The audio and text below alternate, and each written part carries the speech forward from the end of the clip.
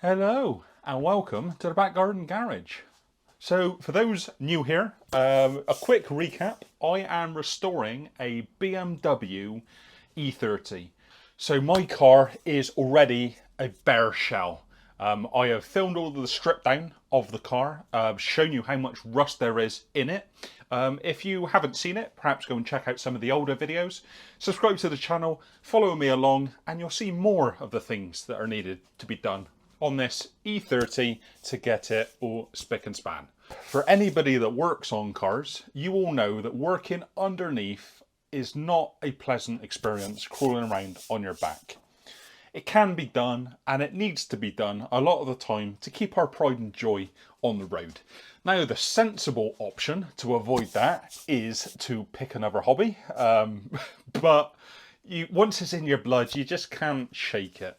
So this video I will be making a rotisserie to put the car up in the air so I can rotate it over and clean and work on the under the side of this car in a little bit more comfort for me.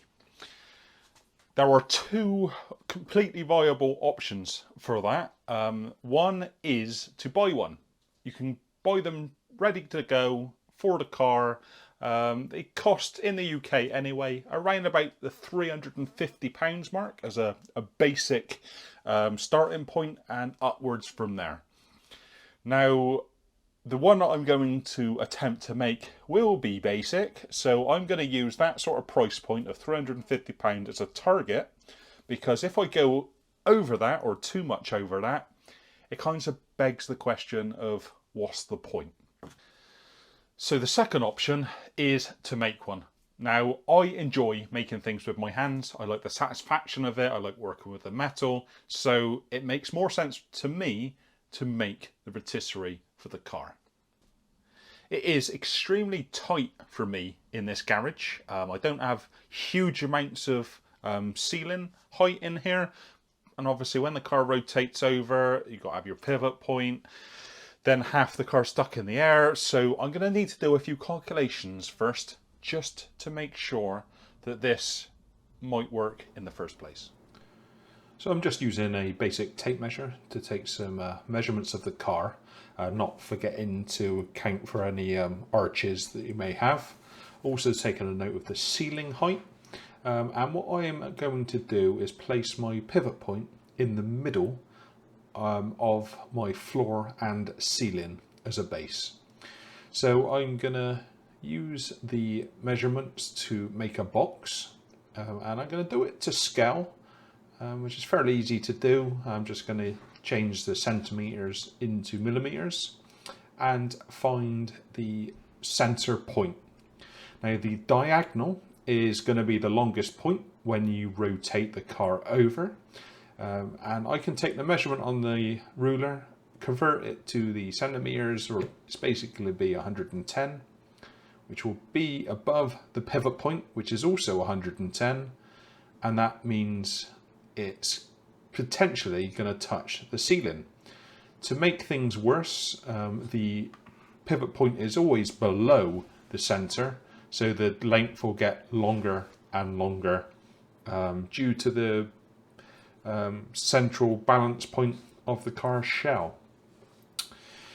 Luckily, a car doesn't look like a rectangle, so with a few more measurements from the window sills and the length of the roof, I'm going to draw a more realistic sort of shape into the car, and then I can take again the ruler and I can see that the length is now much shorter than that 110, which means there should be plenty of clearance to allow it to rotate over. And even if I move further down the center line, where the pivot point is going to end up being on the car, I can move it down a fair way before it gets to be a problem. So there you can see it is extremely tight in whether or not this will work and rotate. But we're going to find out the hard way and make it and keep everything crossed. Now, there are two things that I have not counted for in this little drawing that I've done, and that is one, we need a link bar between the front and the rear rotisserie legs, and that will obviously take it from the floor, so I need to raise the pivot point even further to allow that to happen. So that is a negative. On the positive side, there are lights on the ceiling which I can remove, so I can gain an extra little bit of height on the ceiling if I need to make that the case. So there is a little bit of wiggle room, but not a lot. So it is going to be very interesting to find out if this is going to work. The other option, or the other thing I will need to do, is put casters on the bottom of the rotisserie. I'm not sure if I'm going to tackle on that in this video, but that is a case of bolting some wheels on. Relatively easy up to the task of the rotisserie itself. So now I know where the pivot point is going to be on the rotisserie. I can do some calculations, some basic sketch, and I'll work out how much steel I will need to make and what sort of size steel I think I'm going to go for. So we're back to the drawing board, and the majority of this rotisserie is going to be made out of 60mm box section. I'm just drawing up a very simple sketch to show you the idea of what I've got planned and the lengths of each piece of steel that I'm going to need.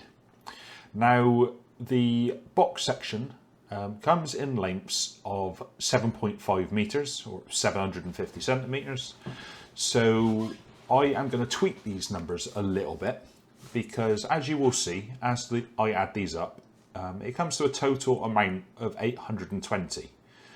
So by just reducing them down a little bit, I'll make it all from one 750 section of steel.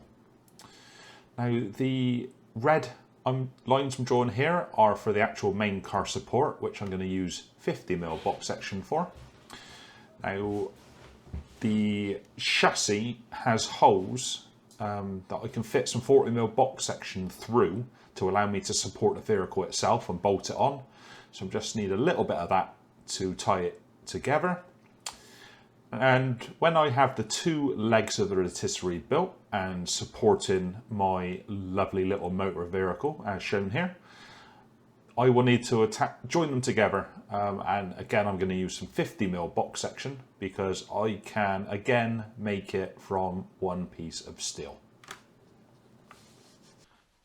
Okay, so those were my plans to make sure that this rotisserie has at least half a chance of working, and then also how much steel that I'm going to need. Now, there were a few things that I overlooked in those sketches, and also a few mistakes that I made. If you can spot them, let me know in the comments below. But that being said, I have my steel. I have it cut to length.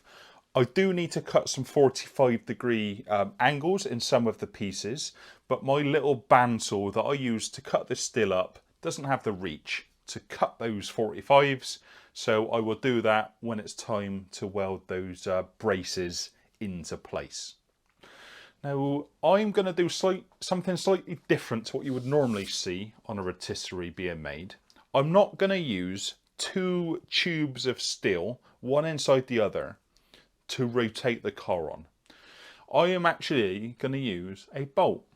Now, these bolts are relatively inexpensive, so I am going for this option to keep the cost down, and I don't have those tubes available to use. If I had them in the scrap pile, I would be using them, but I don't. So this is a gamble I'm going to take. Now, the specs for that bolt says it should take about 9 tons before it breaks for like shear strength. Now, an E30 chassis will it weighs about 200 kilograms, so we are well under the threshold for this bolt. So I'm hoping there's going to be no problems. So using a bolt for a pivot point does mean that I need to drill some holes into the rotisserie. Now, I'm going to do that before I assemble the whole structure because it'll be easier, especially on this little pillar drill that I've got in the single pieces of steel, to put some holes in it. I'm going to put several holes in there just to allow me to make some adjustments when it comes to finding the right centre of gravity for the shell, and that in turn will allow me to spin the shell easier when it is rotating if it's nice and balanced. Okay, so that is the steel with loads of holes in. I just put some pilot holes in and then open it out with a step drill bit. Little pillar drill. Definitely got my money's worth out of that thing. 25 quid off of Facebook marketplace. So little bargain, I think, for that. Anyway, that's that done. Hopefully it'll be a bit more clear why I've got those holes in there when it gets built up. But now I think it's time to get on with building the main legs of this rotisserie.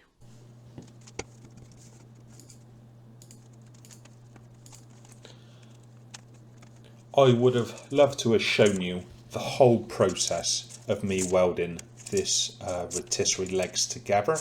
However, when I filmed it, looking back at the footage, you don't really see a lot. Just some blue flashing lights, and I often get in the way of the shot of the weld.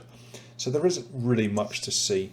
However, I will show you the main idea of what I've achieved and the process that I do.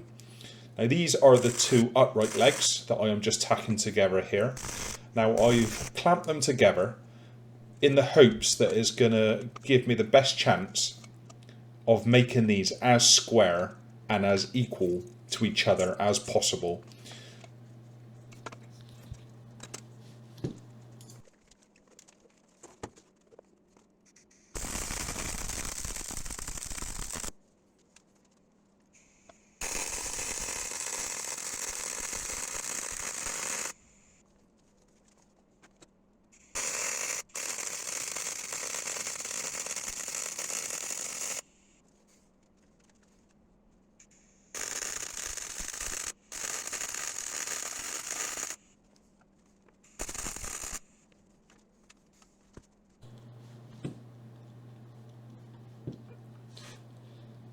So these will be the bottom bars, and I'm going to weld in some nuts into it, and this will allow me to put a central bar between the front and rear legs, and then put the bolt through the nut, and it will clamp in position the bar that runs through the middle. You'll see more of that when it's built and assembled. Then I'm just going to make sure it's on the main frames, all square and central.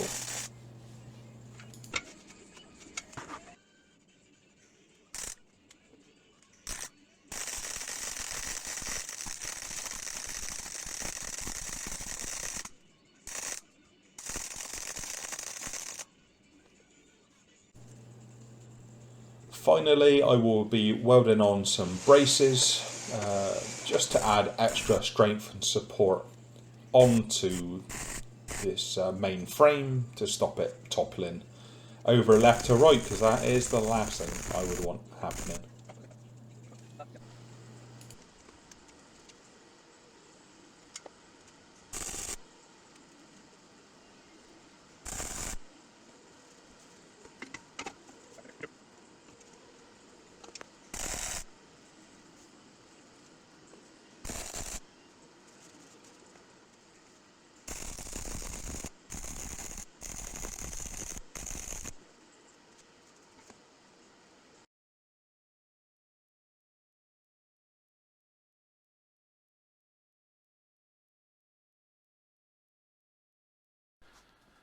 So that is all of the legs welded up and together. I did make quite a painful mistake while welding those legs up, and I didn't put a jacket on, and I in turn burnt all of my arm, which is still quite tender, quite sore, but it's a week or so after I got those legs welded now before I can get back to this, because it just hurt a bit too much to carry on. So lesson learned from me and anyone watching: if you're doing welding, make sure that there's no bare skin exposed, because it will happen to you as well.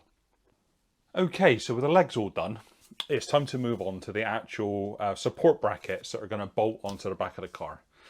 Now, first thing I'm going to do is just tack the main part of the support together, just so it's one piece. And when that is tacked together, I will move on to the actual parts that will bolt onto the chassis of the car. So it looks fairly simple to attach some mounts to the back of this BMW. I am going to use this opening we've got in the back panel. This is where the bumper mountings will sit. I have got some 40mm tube just here, well not tube, some box section. That sits in there nicely. I'm going to put it through about 10-15 centimeters or so, just to allow it to sit inside the car, and it will help support it if there's any slack.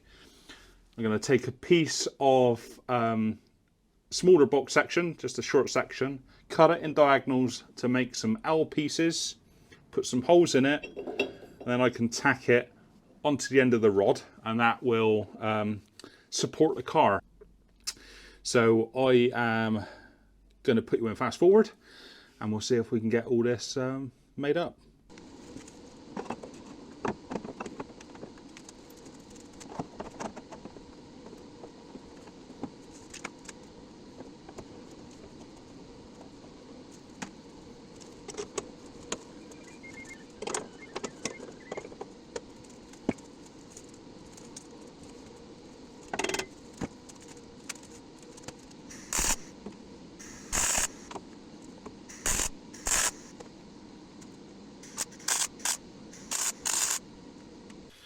So that is all of the back frame all tacked up, ready how I want it. Now the fronts I'm going to mount in basically the same way, with a slight difference. This open hole in the chassis is circular, not rectangle.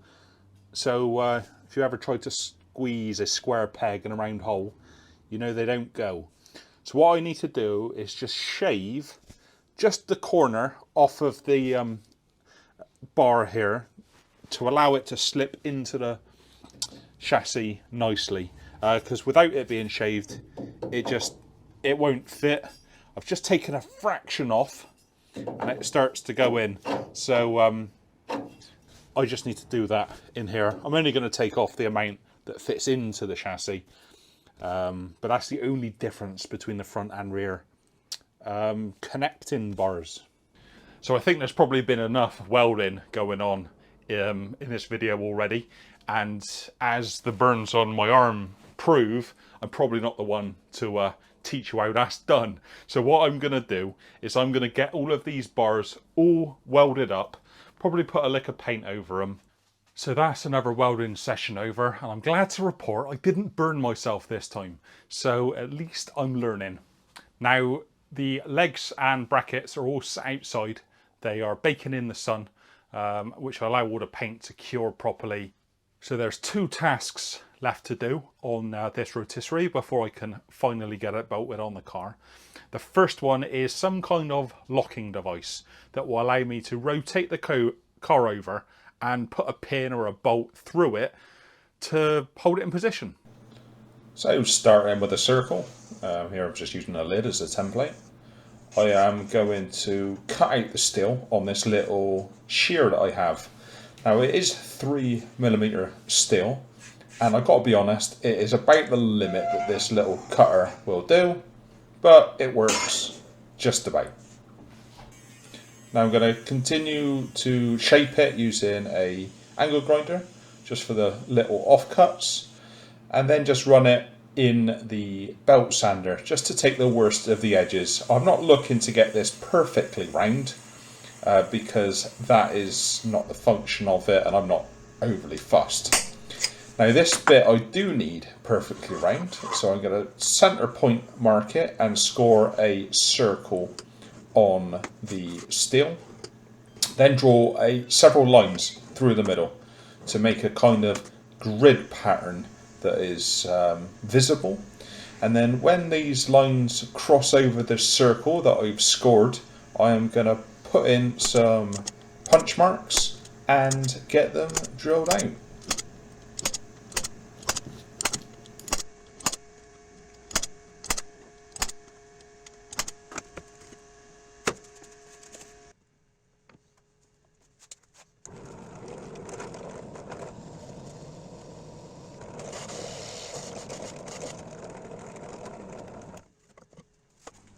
So that is my locking tool.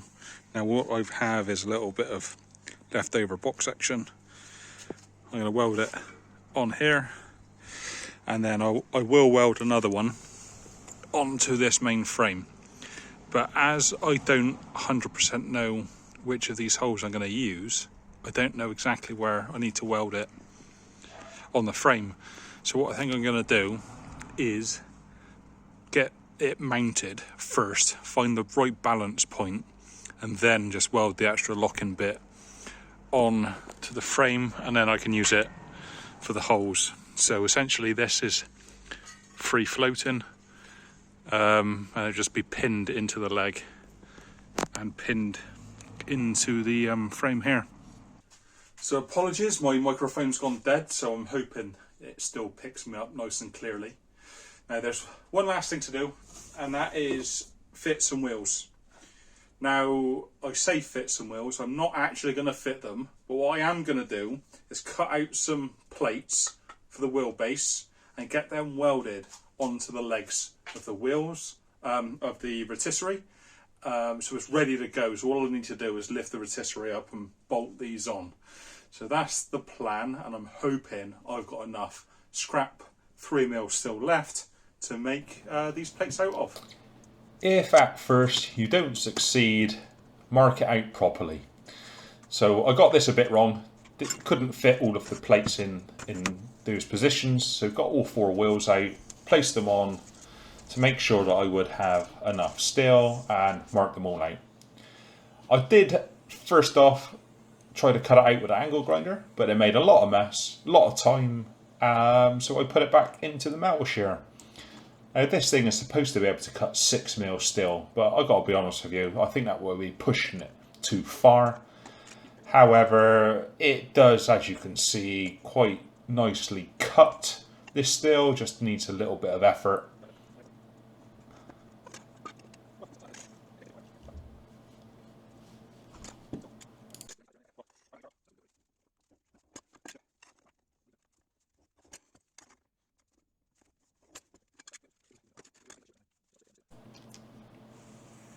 With them cut, it's just a case of running them through the belt sander just to deburr the edges, and back on the pillar drill to drill all of the holes, and then using a little deburr bit just clean up all of the edges before welding them on to the legs.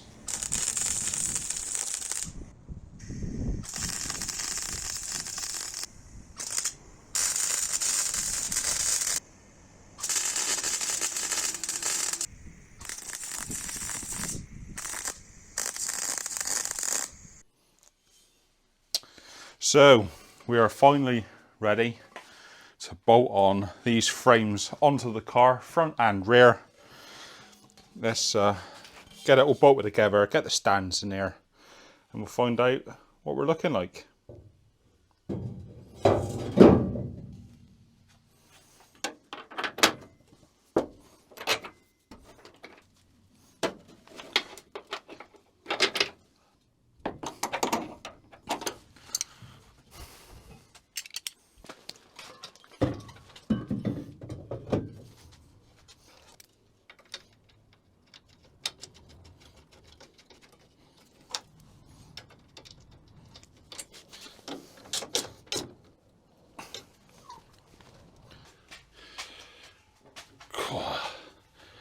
I shouldn't have made these things so bloody heavy. Ooh, I wish I had a bit more space.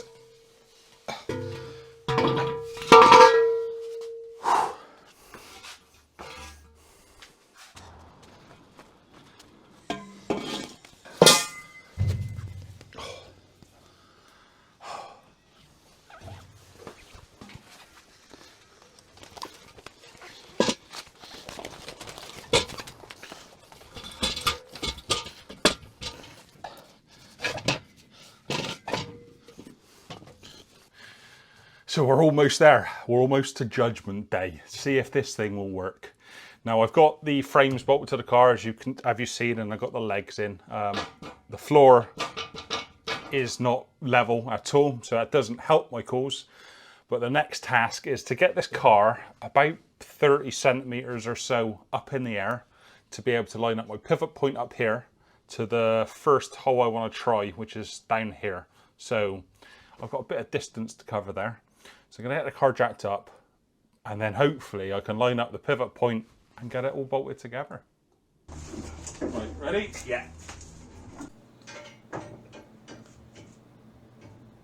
So this goes to show why I feel comfortable in using a bolt as a pivot point for this car. It isn't overly heavy, and it's quite surprising how light a bare shell actually is. As you can see, I don't have any trouble in lifting and manoeuvring the shell just by myself. Obviously it's nice to have a hand to just get all the axle stands lined up underneath, and between the pair of us we're able to lift the car and wiggle the bolt into place with a little bit of persuasion.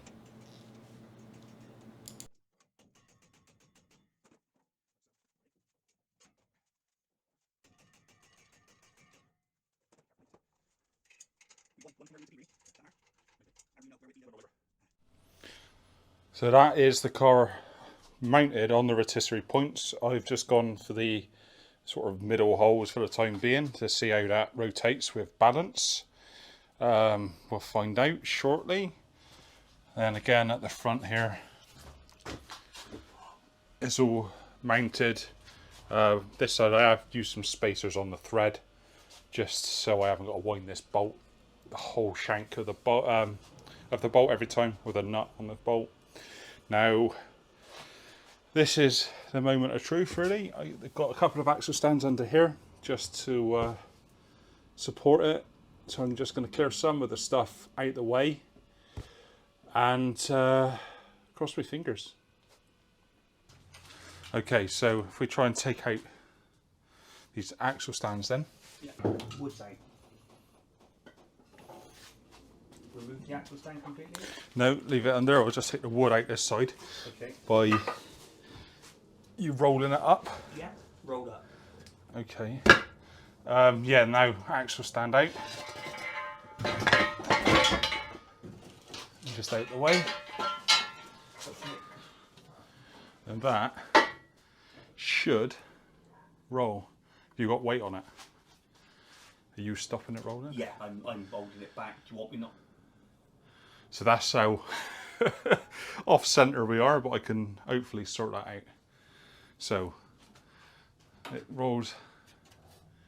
It does roll. Let's have a look. If you keep an eye on the floor, oh, we're miles away at the top.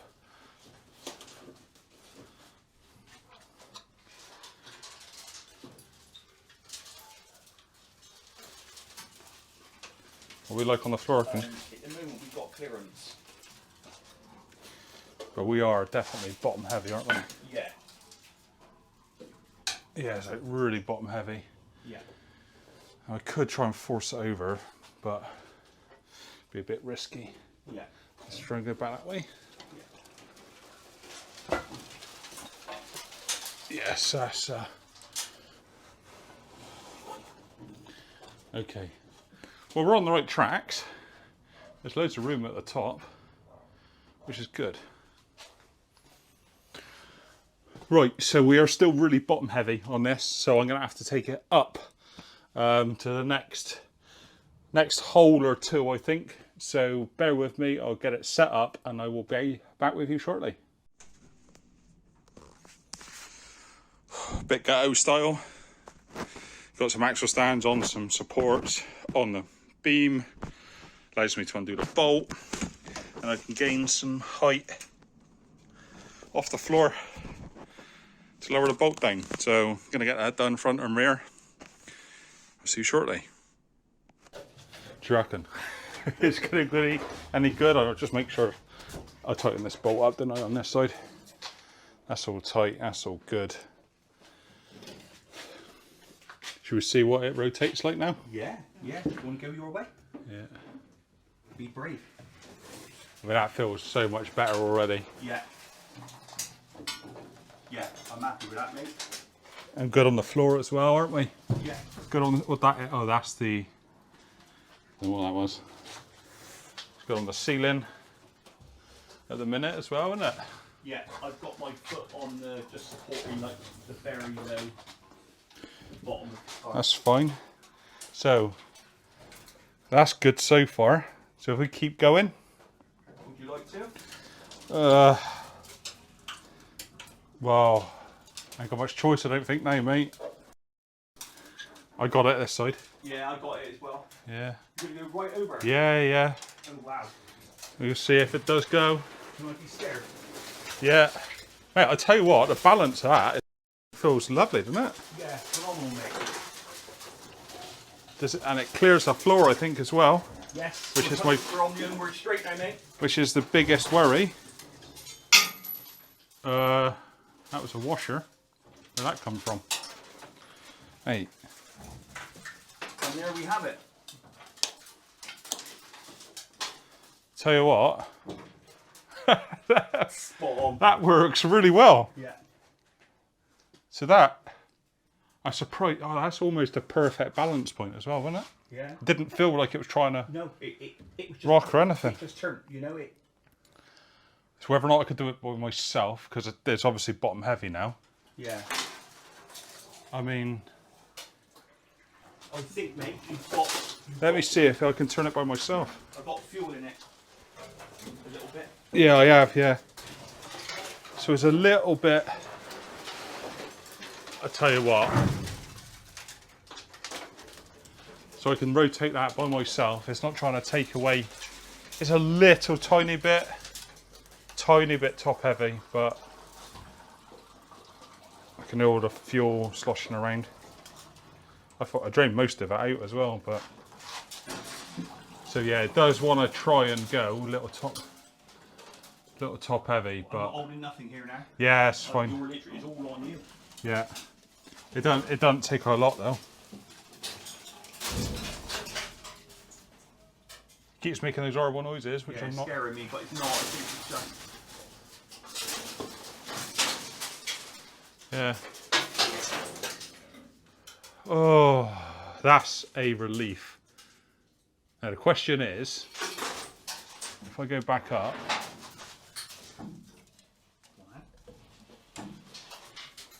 where it is, have I got enough room to put any wheels on it?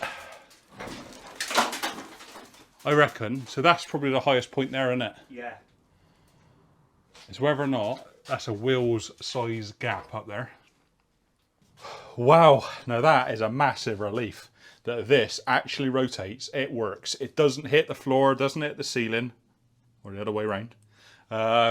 So yeah, that's fantastic.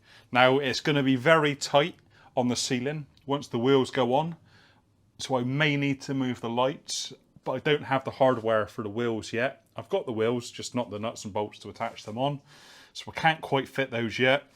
And all I'm going to quickly do is just weld on the little bracket for a pin for the rotating ring on here on this frame, and that will be the rotisserie done.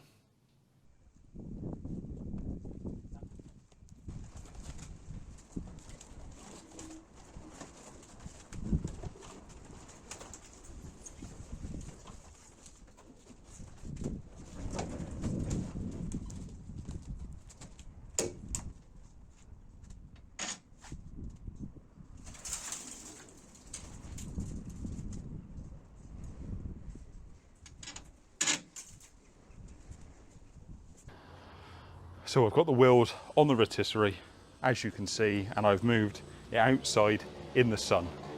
Now, it does rotate over in the garage on the wheels if the lights weren't there, and we're about a centimetre away from the roof. So with a little bit of jiggering and positioning, I am able to turn it all of the way over. So good enough for now, but if I need to, I might need to put a second hole in the main legs, front and rear, dropping it about 10 centimetres, and that will allow me to rotate it over easily inside the garage. So full disclosure, I was going to just leave the project there. It functions, I can get to the underside, I can rotate it over, I can wheel it in and out, it all works well. However, I would really like to be able to rotate this over comfortably in this garage. Now, it does clear the roof height by literally a centimetre. So what I need to drop it down by is the height of the light. So I'm hoping it's going to be nice and easy. Drill a hole 10 centimetres lower, support the car and the mounting, take the bolt out, lower it down, put it back in. Sounds easy, right? So that is one thing I'm going to get done. And while I'm at it, I'm going to readdress this little lock-in plate here. Using the 2 pins, it doesn't work quite as well as I was hoping. Plus the holes and the frame they always seem to line up in the wrong places. So we'll probably just end up welding the plate onto the main frame so it rotates with it, and I just need the 1 pin to hold it secure. So that is the car now at its new height. Now the front leg, nice and easy to do, drilled a hole all the way through.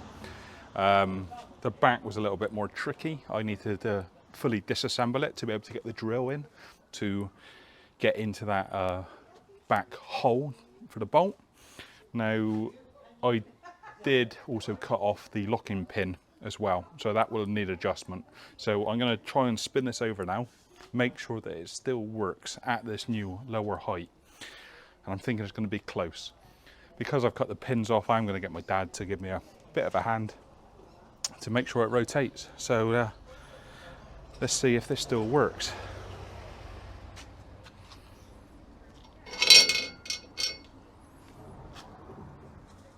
Yeah, go on then. Just go slowly. Need to watch the floor. It's going to be close. It's good so far, isn't it?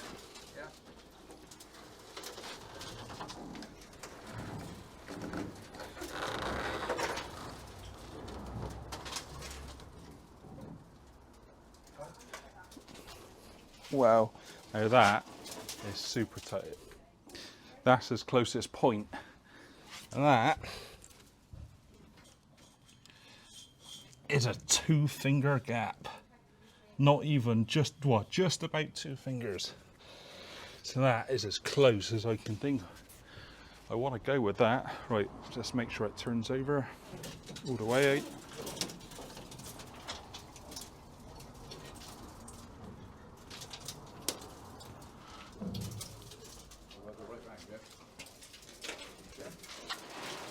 Yeah, we're going to just make sure. Yeah, we're still good there. That's fine, Dad, that's fine.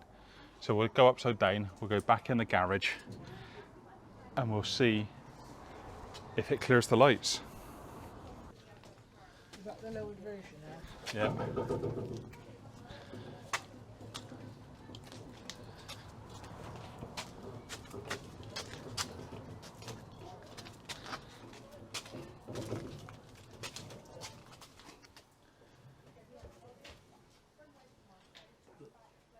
Right, okay, so let's see if this rotates over. That's right where it's going to be in it. Right, I'll rotate over and I just need to watch these lights. So if you're out in the bottom, aren't you? Sort of upward. Yes.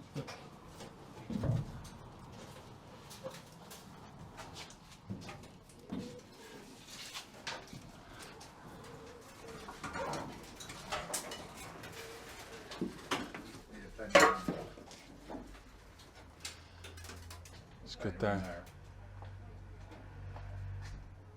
Alright, go over it. It's good, isn't it? Nice. Right, so let's go back. Can you hold it there? Yeah. So I can't reach up there, but you can see I've probably got maybe a 4-finger gap up there. Maybe a little bit less at the back. So that is perfect. So more luck than judgment, but I'm able to put a big bolt through the old hole, through the rotisserie, and that will act as a lock to lock the vehicle upright. Now obviously it'll only do one position, that's the upright position. So I need to address the back.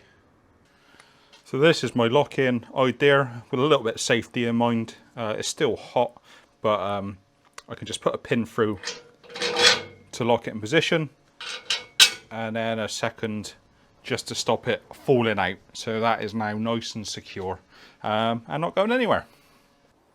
So what do you think? A fully functioning car rotisserie.